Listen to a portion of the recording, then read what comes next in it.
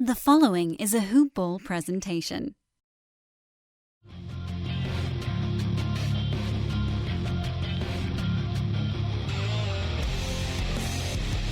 Welcome to the Fantasy NBA Today podcast.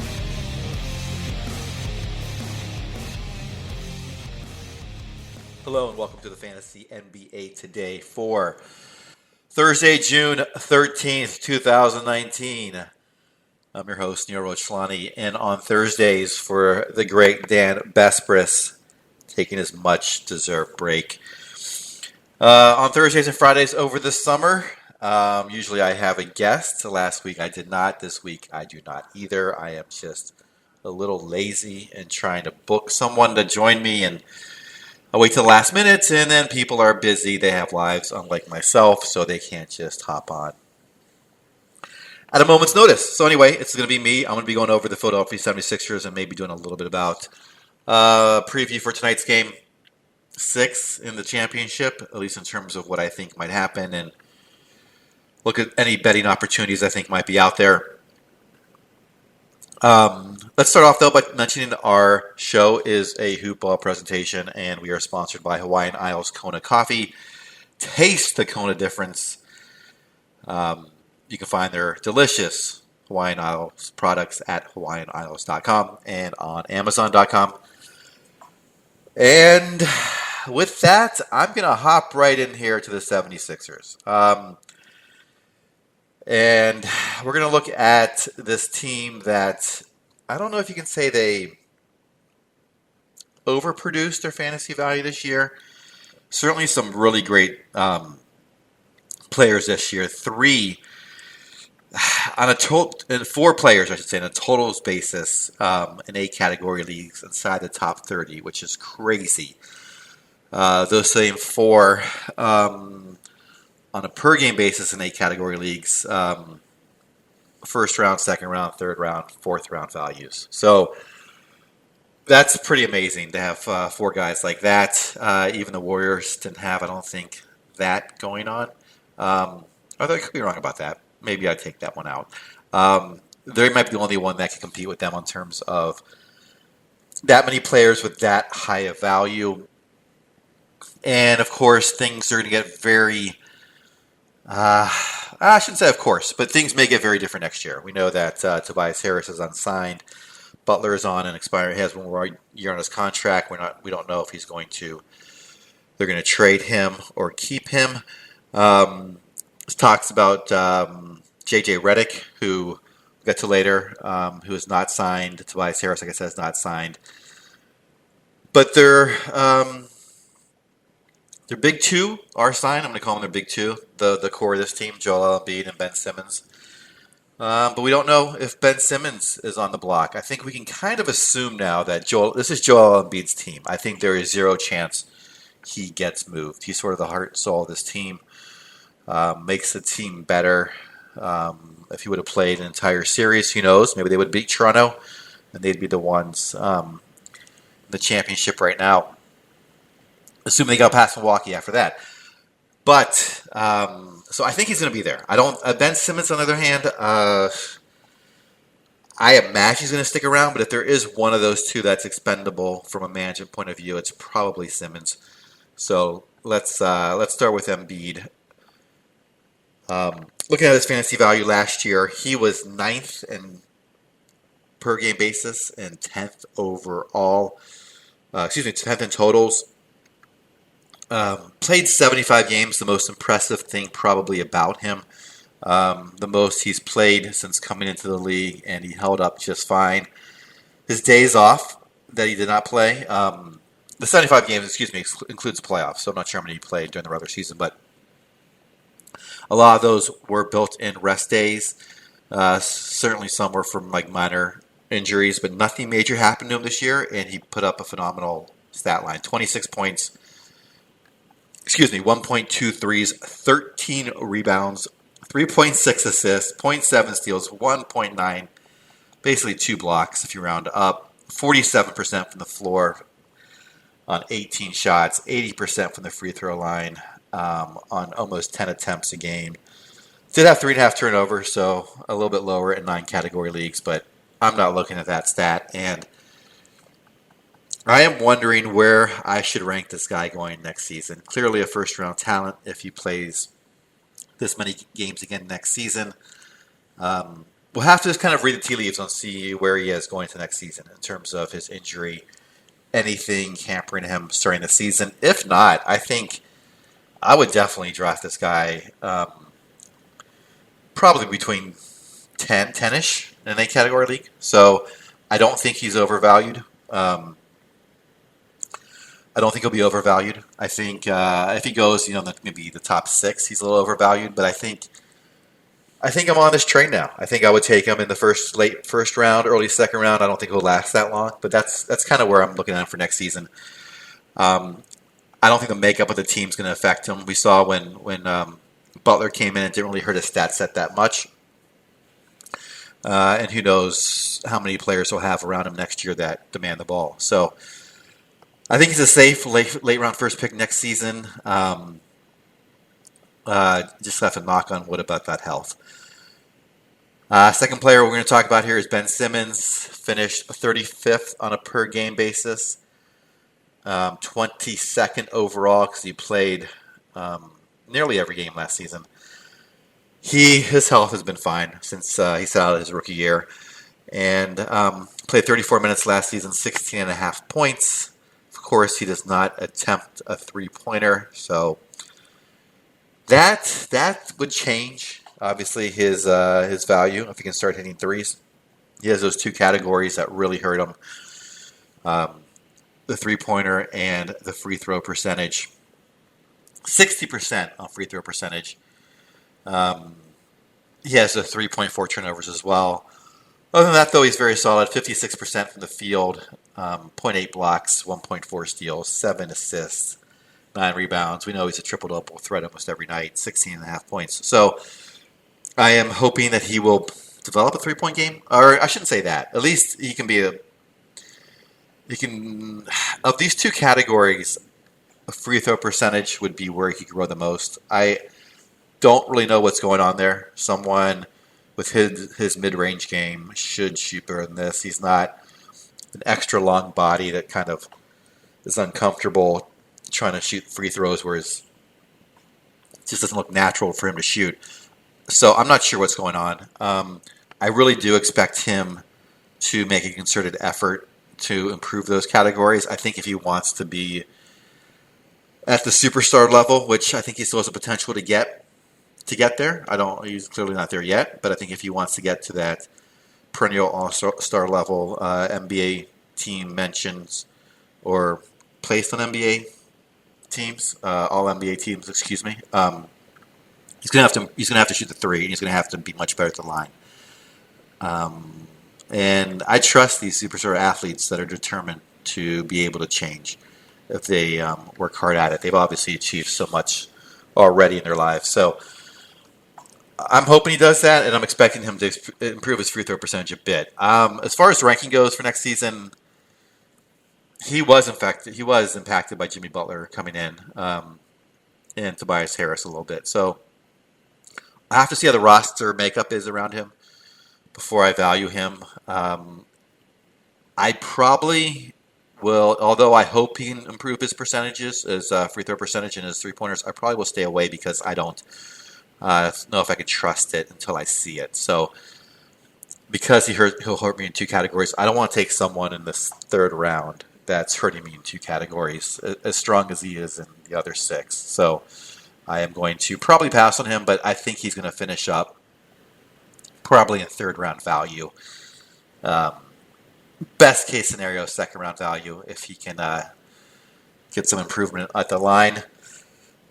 All right, 2 down, a few more to go here. We're going to hop over to Jimmy Butler, most likely also to be on the team next year. Finished 28th in totals, 22nd on a per game basis. Played 77 games overall, obviously played for the Timberwolves before coming over, right on the trade. I forget when he came over. Anywho, played 33.9 minutes a game, 18.8 points, 1 steal, 5.5 rebounds, 4.2 assists, 1.8 steals, 0.6 blocks, Does every category, which is why he has been a second rounder for most fantasy teams over the past couple years. 46% from the field, 85% from the free throw line, 14 attempts from the field, 5.7 from attempts on the line, and 1.5 turnovers per game. This seems like a pretty safe line for him. He doesn't take a ton of shots. 14 attempts for someone who's more of an alpha player is not a lot. Getting to the line 5.5 times a game is not a lot. The one three-pointer game, I think that's going to hold. 5.4 rebounds. I don't see why that would change. He's a very good defensive rebounder. The assists, 4.2. Again, that, depending on where he is, but he's someone who likes to facilitate, have the ball in his hands. He's a very capable passer. So I think that'll stay up as well. The 1.8 steals, maybe that takes a slight dip because steals tend to decline as players get just over their peak, and then slowly as they get away from their prime playing experience. I don't want to say he's past his peak, but he's right at it. And I don't see those going up, is what I probably should say. The 1.8, maybe if they go down, it'll be slight, maybe 1.6. Same with the blocks, 0.6. I think that's safe. Maybe goes down to 0.5, maybe goes up to 0.7, but I don't see a massive change there. The 46% field goal percentage also seems in line. He's always been a solid free throw shooter, and that's it. Those categories seem very safe. I think Jimmy Butler's another safe player next year. I would take him late second round. I would like to get him in the third round if he lasts that long, but that's kind of where I'm going to value him as well. Ahead of Ben Simmons, for sure. If I had a choice between the two, I think Butler is a very safe late second, early third round pick. And this is where things now get interesting for the 76ers. Tobias Harris will go to him next. I think a lot of the speculation is he's not going to stick around. He'll get him close to a max contract elsewhere, and will jump ship. So we'll see if that happens. Nonetheless, he really took a hit from the Clippers to the 76ers this past year. We'll have to see his place. We'll have to see where he goes. We'll have to see who's around him before we think about valuing this guy, because he has proven that he can be a high fantasy and reality player on a decent team like the Clippers last year. But when he is surrounded by, I guess, more talented players, he'll defer, and he's willing to defer, and he's willing to not be ball dominant, not be a high usage guy in those situations. So it really depends on where he goes before we can value him. I mean, he finished the year 42nd on a per game basis and 23 in totals. So much of that was with the Clippers. I don't have splits in front of me, but I believe he was a couple rounds lower once he came to Philadelphia, if not more so. And I think he'll still play 30. I think he'll still play a lot of minutes. I think even if he's with Philadelphia, I think what we saw is probably the best benchmark to go forward with. I know that's not rocket science, but that's all I can take at this point. If he stays with the 76ers. If he goes to another team, I would never value him as high as he was playing with the Clippers. I think that might have been his peak fantasy value. I would think everything would be lower than that, and then somewhere higher of where he finished with the Sixers. So I'll have to go back and kind of pick that apart a little bit. It's a little too early for forecasting for next year, but obviously a great season for him fantasy value-wise until he came over here. Leave that one alone, and let's move on to their fifth best player, J.J. Redick. It is rumored that he is unsigned as of today, and it is rumored that he may be gone as well. He has been such a stalwart in threes, three three-pointers last year, 3.1 to be exact, 17.5 points. So that was really good to see. Obviously not much in the other categories, just 2.3 rebounds. 2.5 assists, I guess, is decent. Not much steals, and I think this is actually going to get worse. 0.37 steals 0.2 blocks. Yikes. So just 0.5 on the two defensive stats. I don't think that'll get better, at least. If I had to bet, I would say it goes down. The 44% field goal percentage, I think he can replicate that. He's someone who's constantly working on shooting in the offseason, so I think he'll be just fine. He'll be able to maintain that. The 13 attempts a game will probably stick around too. 90% from the line, yes, he'll do that again, but on very low volume, with just 3.1 attempts, and turnovers are low as well. He finished up overall on a per game basis 107 in 8 category leagues and 73rd because he played a lot of games. In total value, I don't think he's an injury risk despite his age. I think he's someone who is very good at trying to take care of himself. He always comes into the season in very good shape and seems someone who is very conscious of that as he's coming toward the end of his career. So I think he'll be fine injury-wise. I do think because threes are becoming so ubiquitous around the league, usually guys that were three-point specialists, you could like gain ground on your competitors if someone's shot over three-pointers a game. It's no longer the case because almost everyone now is shooting three-pointers. So you don't need to have a three-point specialist isn't going to differentiate your team that much. So he's someone, and because his defensive stats are pretty much non-existent, I like to get some steals out of some of my shooting guards. I'm probably going to avoid him next season. I would value him probably in the 11th, 12th round range, which I don't think he'll fall to because of his name recognition. But that's probably where I would value him. So he's probably going to fall off the radar for me. That's basically it for the 76ers. Obviously, there are more players on their team. No one finished in the top 200 after those guys, and I really don't know who's going to emerge if they move pieces. Desire Smith start to get some more minutes. The rookie from last year. I don't think Jonathan Simmons is going to have much on this team if he does stick around with them if he's still on there.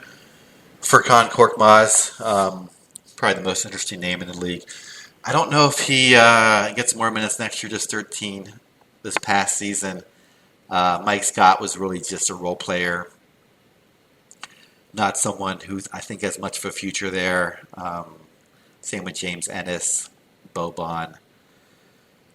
There's never going to be a high minutes guy as far as we can tell. And so TJ McConnell, I'm not really a big fan of his game either. So I don't think any of these other guys that are currently tucked away on their roster, who knows who's going to be re-signed, who knows who's going to be traded, who knows who's going to be gone. So as far as fantasy value goes, not looking at them as of today. And that's going to do it for the 76ers. So I think Embiid, just to recap, I think Embiid's going to be steady.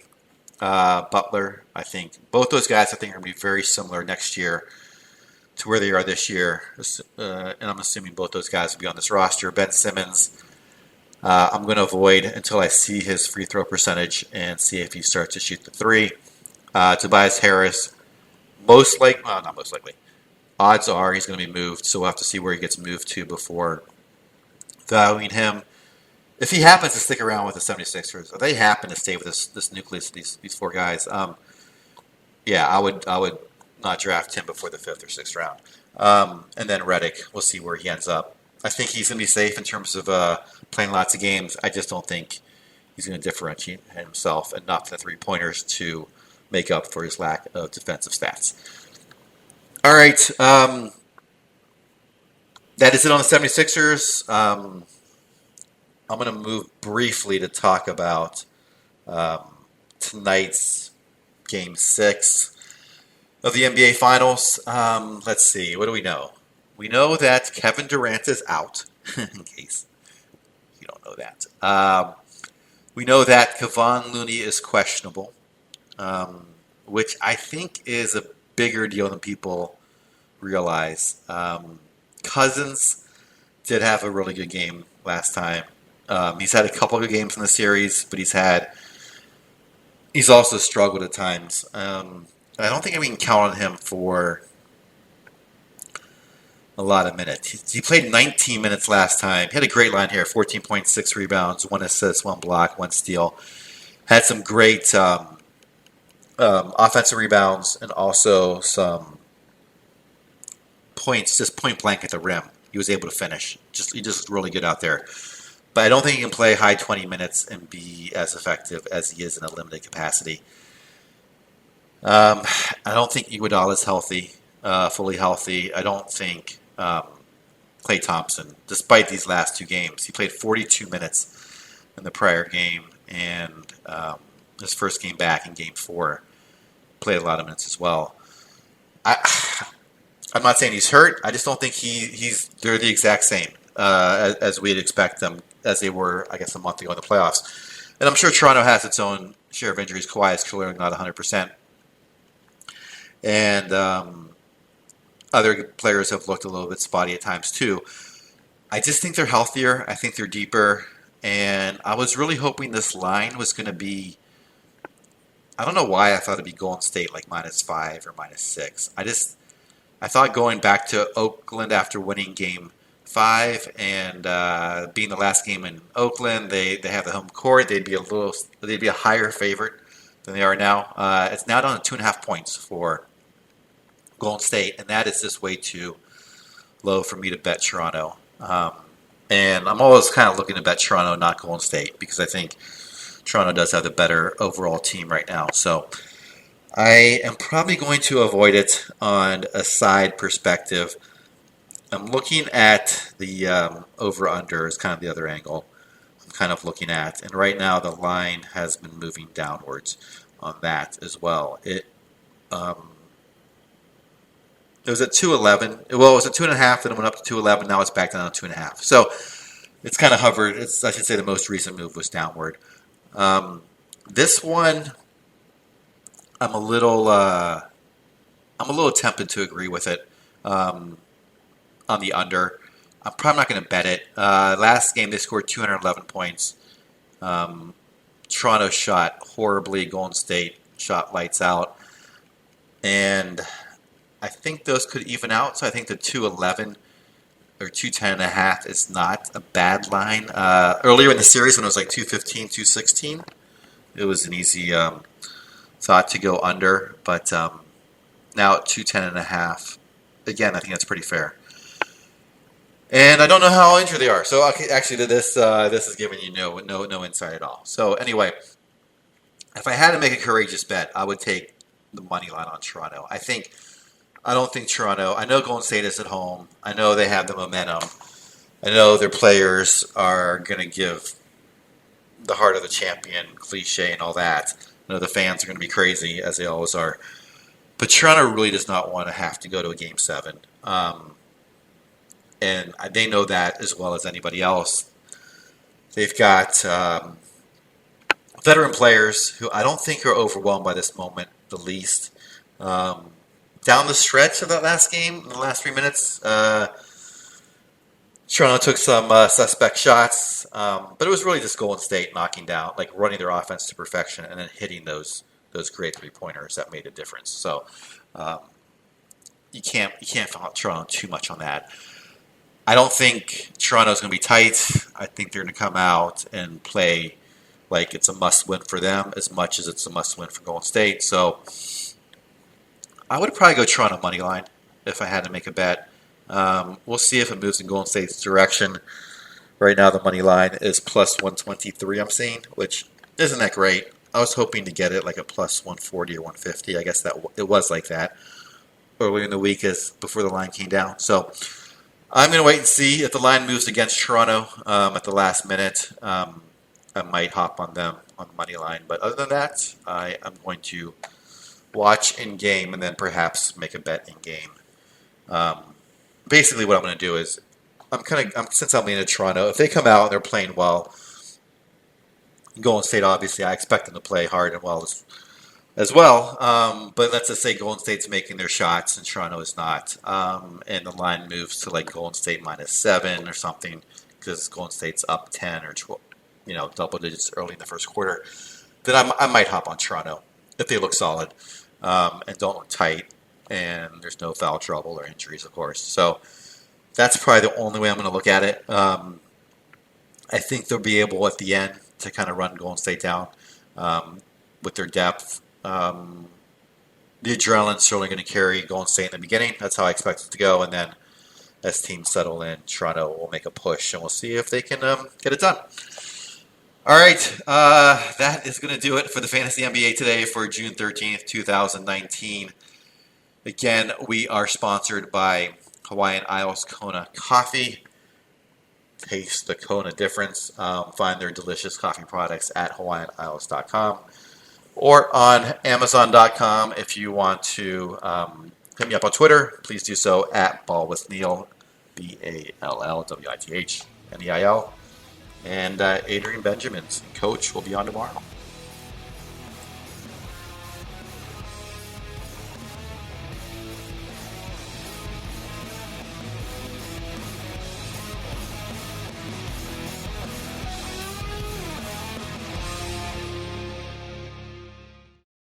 This has been a Hoop Ball presentation.